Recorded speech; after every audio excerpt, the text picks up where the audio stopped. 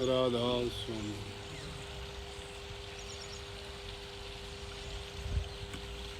देखो,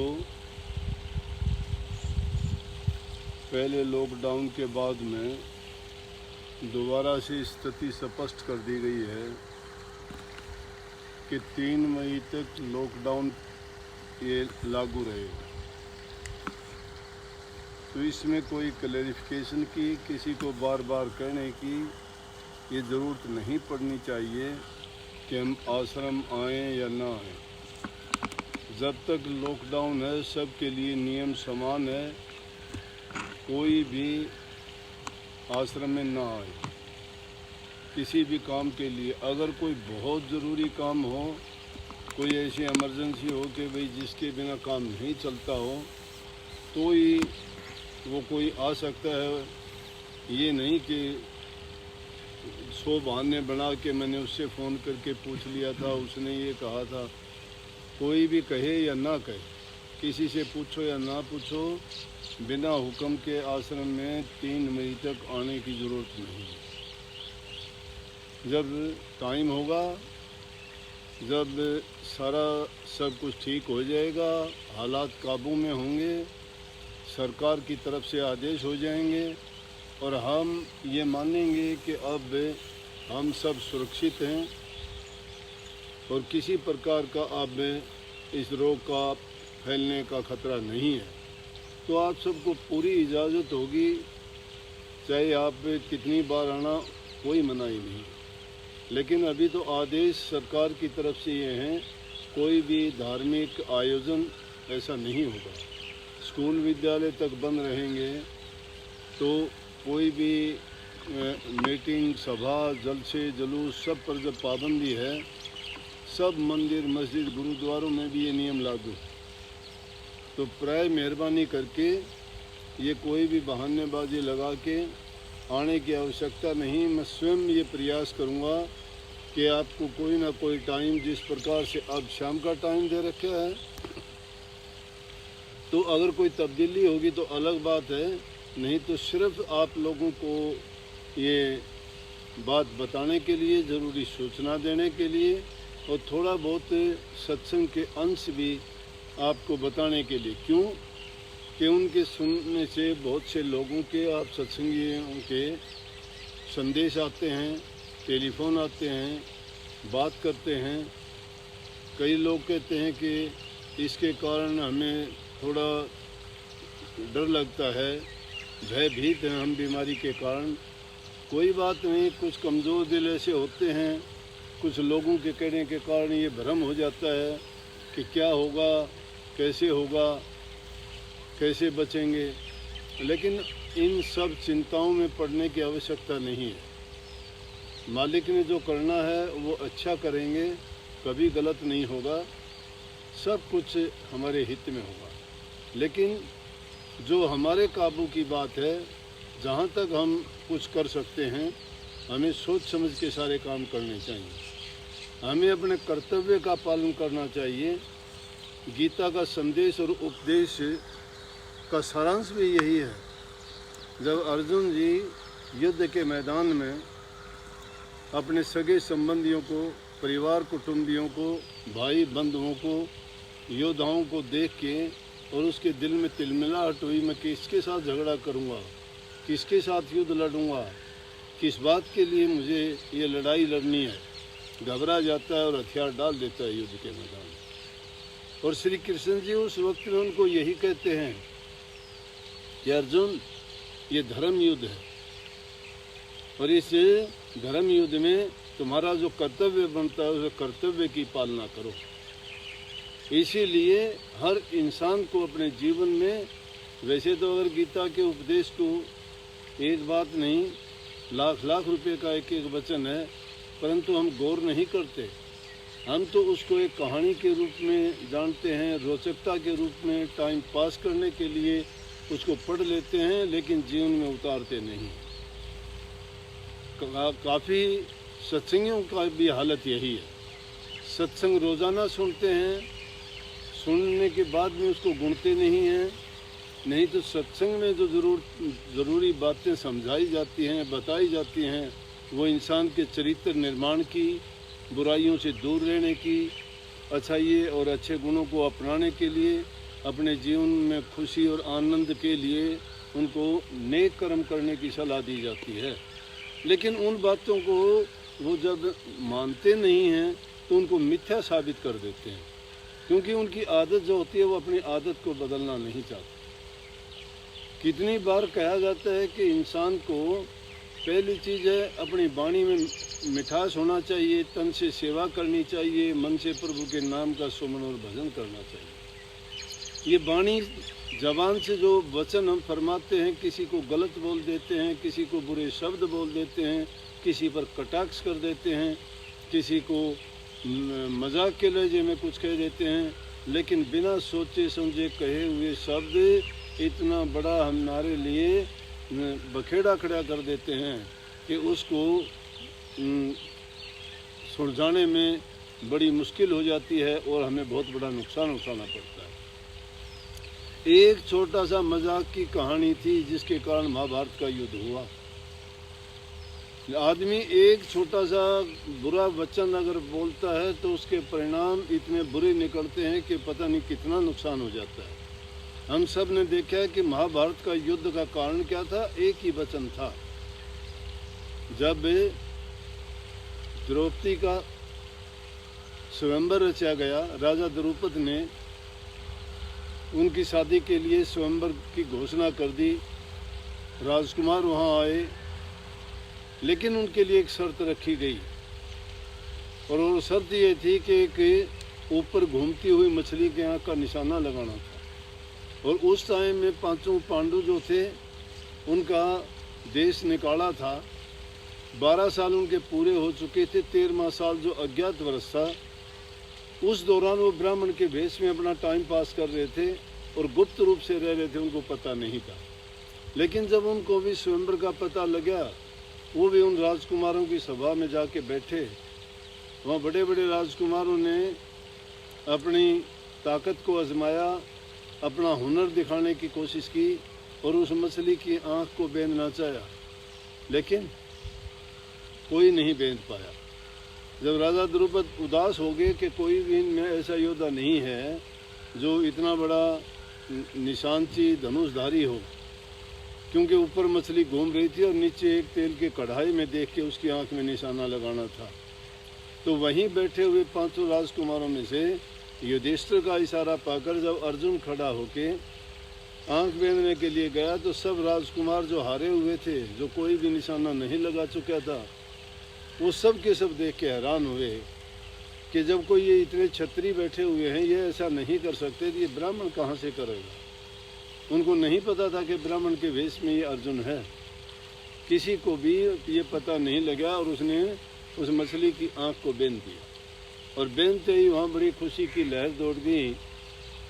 थोड़ी बात मैं बताऊं कि द्रौपदी को शादी करके लेके गए, माता कुंती के पास जब पहुँचते हैं और उनको बताया कि माँ हम एक ऐसी चीज़ लेके आए हैं, तो शुरू से ही उनकी माँ की आदत थी, बच्चों को जब देखते हैं तो हर एक माँ बाप की ही ऐसी होती है कि वो बच्चों से द्वेष नहीं करते, हर बच्चे को समान रूप से देखते हैं, समान रूप से उनका लालन पालन करते हैं, हर प्रकार से उनकी खुशियों का ख्याल रखते हैं। जो अच्छी सी अच्छी बात, खुशी देने वाली चीज़ हो, वो उनके लिए लेके देते हैं, चाहे उनको कितना भी कष्ट क्यों न उठाना पड़े।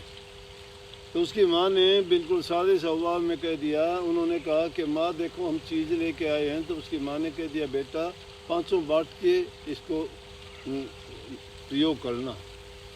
पांचों बांट के अब जब उसने उठ के देखा, ओह ये तो राजकुमारी।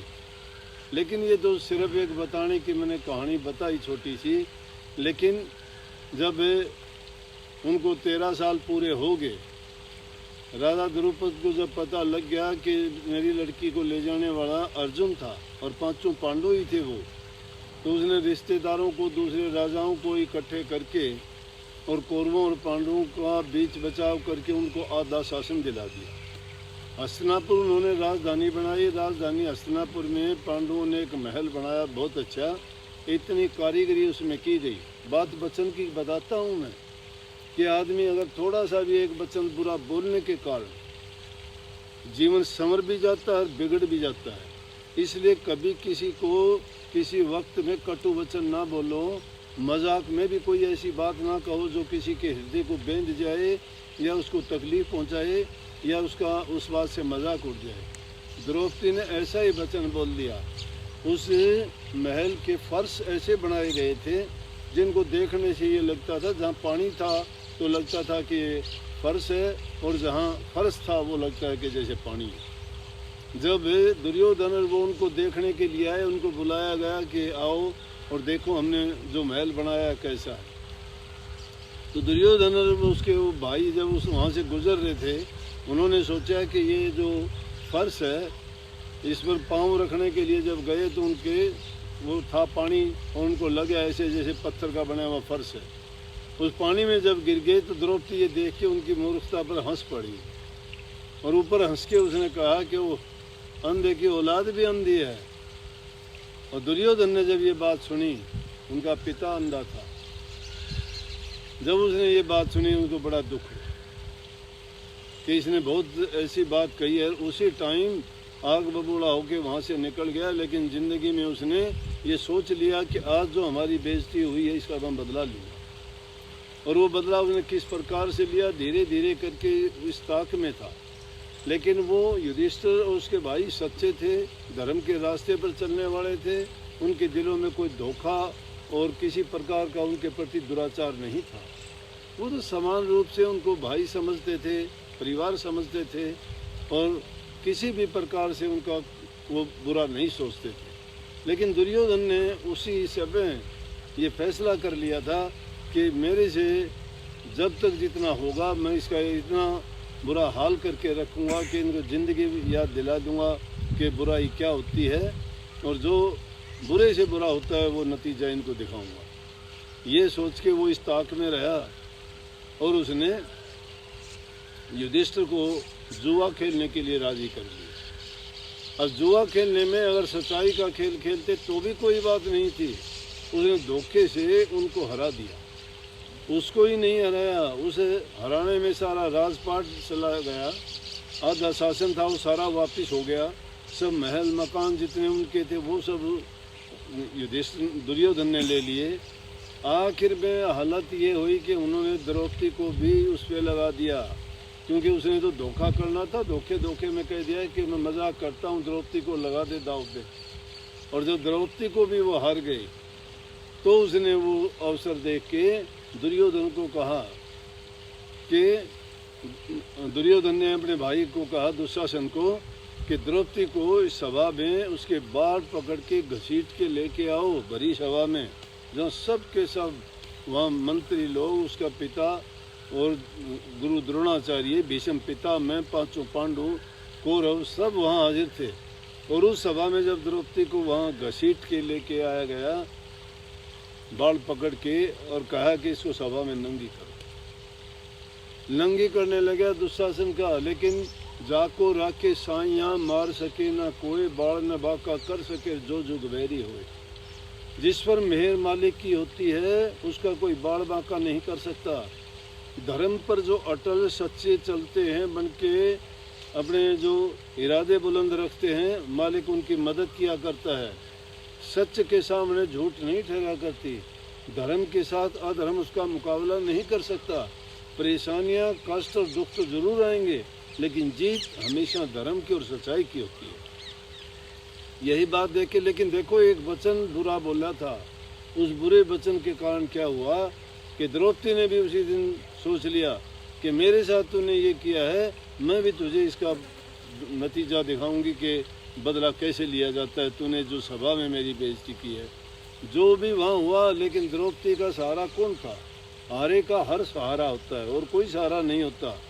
जिस पर हम इतबार विश्वास करते हैं, जिनको अपने मानते हैं, भाई बंधु मित्र रिश्तेदार नातेदार, वो सब के सब दुख में साथ छोड़ जाते हैं। सुख में सभी साथी होते हैं, दुख में कोई बात पूछने वाला नहीं होता, सब किनारा कर जाते हैं। सब सोचते हैं ये भार है, ये कोई ना कोई दुख ना दे दे, कोई चीज़ ना हमारे से मांग ले, कोई मदद ना करनी पड़ जाए, सब साथ छोड़ जाते हैं। क्या किया? जब कोई भी उसकी मदद करने के लिए नहीं आया, सबके नाम ले लेके पुकारे। भीष्म पितामह को उसने कहा, उसने धर्म युधिष्ठिर को कहा, अर्जुन को उसने कहा, भीम को कहा कि तुम्हारा योद्धापन कहाँ है, कि तुम्हारी पत्नी को, तेरे भाई की पत्नी को जो बड़ी सभा में नंगा किया जा रहा है, फिर तुम्हारा योद्धापन का क्या वो होगा। और धृतराष्ट्र से भी बोली कि आप आंखों से जरूर अंधे हो, लेकिन आज आप अपने ख्याल और बुद्धि से भी अंधे हो गए हो। आपको ये भी ख्याल नहीं है क्या? बस। लेकिन सब ने गुरु द्रोण से कहा कि गुरु द्रोण आप नहीं देख रहे कि एक नारी के साथ क्या हो रहा है। सब ने नीची गर्दन कर ली, क्योंकि दुर्योधन पाप का एक ऐसा नमूना था जिसके सामने सभी घबराते और डरते थे। तो क्या हुआ, द्रौपदी ने उस टाइम पे श्री कृष्ण को याद किया और श्री कृष्ण जी को याद किया, उनको उनकी साड़ी बढ़ा दी। जब द्रौपदी वापस गई तो कृष्ण जी घर में बैठे मिले और देख के हंसने लगे।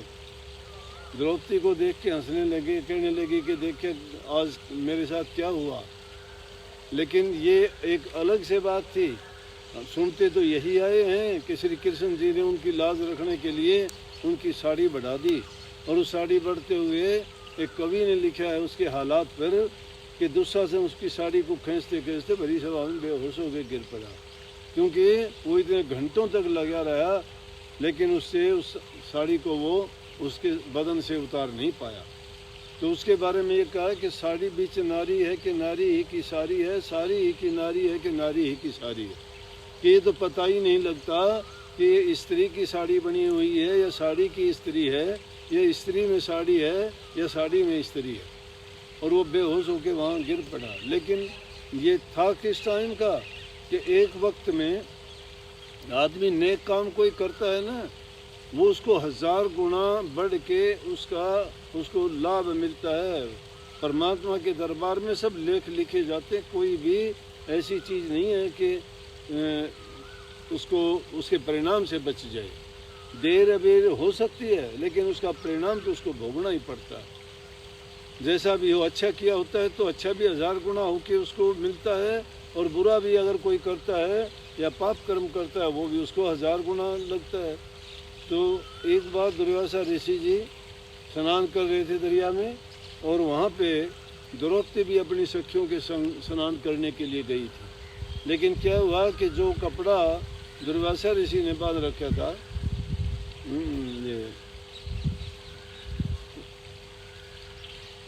जो ऋषि जी ने बांध रखा था, जब वो स्नान कर रहा था तो कपड़ा पानी में बह गया। अब पानी में बह जाने के कारण वो अब पानी से बाहर नहीं निकल सकता था हमारे शर्म के। लेकिन जब उसने द्रौपदी की तरफ देखा तो द्रौपदी ने अपने कपड़े से आधा कपड़ा फाड़ के और उन ऋषि जी को दे दिया, और ऋषि जी उसको अपने बदन पे लपेट के और उससे बाहर आए थे। तो देखो उस नेक कर्म किए हुए का फल ये हुआ कि उनकी साड़ी को वो उतार नहीं पाए। एक बुरा वचन बोलने के कारण उसके बाद जो युद्ध का कारण बना वही द्रौपदी का चीरहरण कारण बना। और चीरहरण का कारण कौन बना? एक मंदा वचन बोलने का कारण बना। और मंदा वचन क्या था कि एक मजाक था। इसलिए कही है कि वाणी ऐसी बोलिए मुक्का आपा खोए, अपना औरन को शीतल कर आप भी शीतल हो। आदमी को ऐसा वचन बोलना चाहिए जो दूसरे को भी ठंडक दे और अपने आप को भी ठंडक दे। वाणी तो अनमोल है, जो कोई जाने बोल, ये तराजू तोल कर फिर मुख बारा खोए। पहले अपने दिल के अंदर सोच लेना चाहिए कि मैं जिसको किसी को कोई वचन कहता हूँ इसका परिणाम क्या निकलेगा। अगर हम ये सोच के बोलेंगे तो निश्चित रूप से ऐसी बुराई से, ऐसे बुरे वचन बोलने से बच जाएंगे, तो उसका बुरे परिणाम से भी बच जाएंगे। अब एक वो मजाक का वचन बोला गया था, उसी के कारण इतना बड़ा युद्ध हुआ, इतना नरसंहार हुआ इसमें कुरुक्षेत्र के मैदान में। आज तक उस युद्ध का नाम लेके धरती तक कांप जाती है। बड़े बड़े योद्धा उसमें मर मिटे थे। 18 अक्षौणी सेना जिसमें खप गई थी, 56 करोड़ यदुवंशियों का नाश हुआ था। तो इसलिए बात ये कही गई है कि आदमी को बोलते वक्त सोचो। अंग्रेजी में है थिंक बिफोर यू लीप, कि अपने होठ जब खोलो, जब उसके बारे में सोच लो कि हाँ मैं जो बोलना चाहता हूँ वो सही है या गलत है। तो वाणी को ऐसा मीठा अच्छा सोच समझ के बोलना चाहिए जो हर आदमी के लिए अच्छी लगे, हर आदमी के लिए सुख देने वाली हो। जो दूसरे को सुख देने वाली है तो आपके पास भी वो सुख लेके वापस लौटेगी, क्योंकि कुदरत का नियम है। इस कुदरत में ऐसा नियम बनाया गया है कि जो जैसा करेगा उसका कर्म लौट के वैसा ही उसके पास आएगा। तो वाणी अगर हमने किसी को अच्छी बोली है, मीठी बोली है, किसी को इज्जत सम्मान दिया है, तो उसकी वाणी से भी उसी प्रकार से हमारे लिए प्यार होगा, उसमें इज्जत और सम्मान होगा।